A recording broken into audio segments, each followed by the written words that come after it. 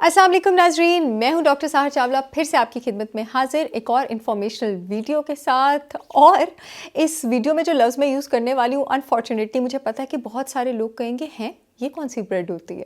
तो वीडियो पे हम बात करने लगे हैं कि जो स्प्राउटेड ग्रेन्स हैं और जो स्प्राउटेड ब्रेड्स हैं, जो कि हमारे इंसेस्टर्स, हमारे बड़े बुजुर्ग खा खा के इतने तंदुरुस्त थे, वो क्यों बेटर है as compared to whole wheat bread से। With the passage of time, if anybody has noticed, या आप स्टैट्स अगर निकाल के देख लें, suddenly after 10,000 years of civilisation wheat allergies बहुत ज़्यादा बढ़ती जा रही हैं। आफ्टर 10,000 ईयर्स ऑफ कल्टिवेशन आपके पास सीलिक डिजीज़ बहुत ज़्यादा बढ़ता जा रहा है, ग्लूटेन इंटॉलरेंस बहुत ज़्यादा बढ़ती जा रही है। इसके बहुत सारे रीजंस हैं, ranging from pesticides to MSG to allergic protein contaminants, बहुत बहुत सारे इसके रीजंस हैं। मैं सिर्फ इस वीडियो में ये बात करना चाहती हूँ कि आप व्हीट एलर्जिक हैं या नहीं हैं, क्योंकि मेरे बहुत सारे पेशेंट्स मुझे जो व्हीट एलर्जिक नहीं भी हैं वो कहते हैं कि जब से हमने व्हीट छोड़ी है और स्प्राउटेड ग्रेन ब्रेड यूज़ करना शुरू की है, रोटी यूज़ करना शुरू की है स्प्राउटेड ग्रेन आटे की, तो हम बेटर फील करते हैं। बेटर ऑप्शन और बेस्ट ऑप्शन आपके पास स्प्राउटेड ग्रेन ब्रेड ही है। अब हमारे पास स्प्राउट्स होते क्या हैं? हमारे पास और स्प्राउट्स में आपके पास जो न्यूट्रिशन कंटेंट होता है वो ज़्यादा क्यों होता है एज़ कम्पेयर टू आपके पास रेगुलर ग्रेन में?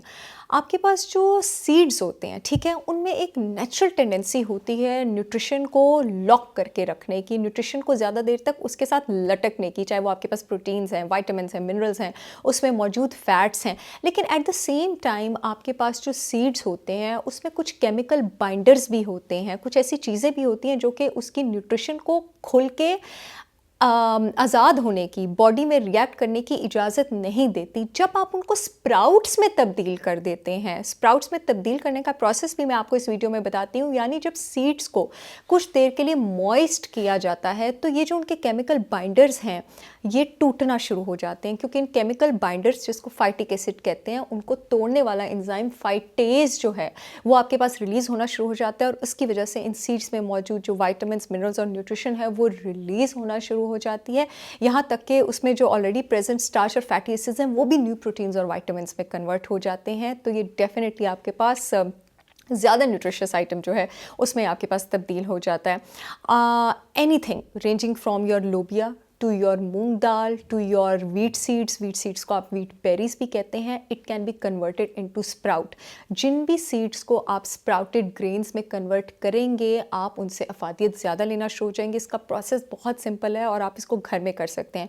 आपने जिस भी चीज़ के स्प्राउट्स क्रिएट करने हैं, चाहे वो मूंग दाल है, वो लोबिया है, वो व्हीट है, व्हाटसोएवर, उन सीड्स को आपने एक बॉटल जार, ग्लास जार में लेना है, उसको पानी में कवर करना है और एक बग प्रूफ क्लॉथ होता है, ठीक है, आपके पास कॉटन क्लॉथ, उससे कवर कर देना है। उसको आप कहीं पर भी कवर करके 3 से 4 दिन के लिए रख दें। 1 से 2 दिन बाद उसको ड्रेन करें, रिंस करें। Depending on the local humidity level, आप जिस एरिया पर रह रहे हैं, हो सकता है आपको सीड्स को 1 से 2 बार दिन में ड्रेन करना पड़े, ताकि उसमें मोल्ड ग्रोथ वगैरह जो है वो ना हो जाए आपके पास। 3 से 4 दिन के अंदर अंदर आप देखेंगे कि सीड्स में एक छोटी सी वाइट स्टेम निकलना शुरू हो गई है। Now they are ready to use.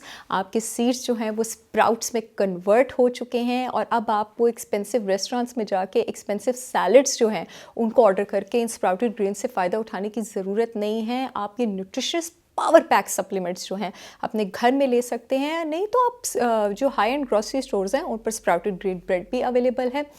अगर आपको स्प्राउटेड ग्रेन ब्रेड नहीं मिलती है तो the next best thing to select would be sourdough. एक और चीज़ मैं आपको कहना चाहूँगी कि जो आप ब्राउन ब्रेड सेलेक्ट करते हैं उसको सिलेक्ट करते हुए प्लीज़ पैकेट पर ध्यान से देखिए कि कहीं उस पर होल व्हीट ब्रेड तो नहीं लिखा हुआ, क्योंकि आपके पास जो वाइट ब्रेड होती है वो भी तो व्हीट से ही आती है। Bread made from whole wheat flour, whole wheat atta, it should be mentioned on the label. Otherwise अपने व्हीट बेरीज को, अपने व्हीट सीड्स को कॉफ़ी ग्राइंडर मशीन में ग्राइंड करें और अपनी खुद ब्रेड बनाएं, और आप देखेंगे कि आपके एनर्जी लेवल्स, आपका फोकस लेवल, आपकी एक्टिविटी, आपको खाने के बाद सुस्ती नहीं होगी, आपकी बाल मूवमेंट्स, आपका डाइजेस्टिव सिस्टम, आपकी इम्यूनिटी, सब कुछ बेटर होगी, और आप मुझे दुआएं देंगे। इंशाल्लाह बहुत जल्द आप लोगों से एक और इन्फॉर्मेशन वीडियो के साथ मुलाकात होगी। तब तक के लिए मुझे इजाज़त दें। Good bye.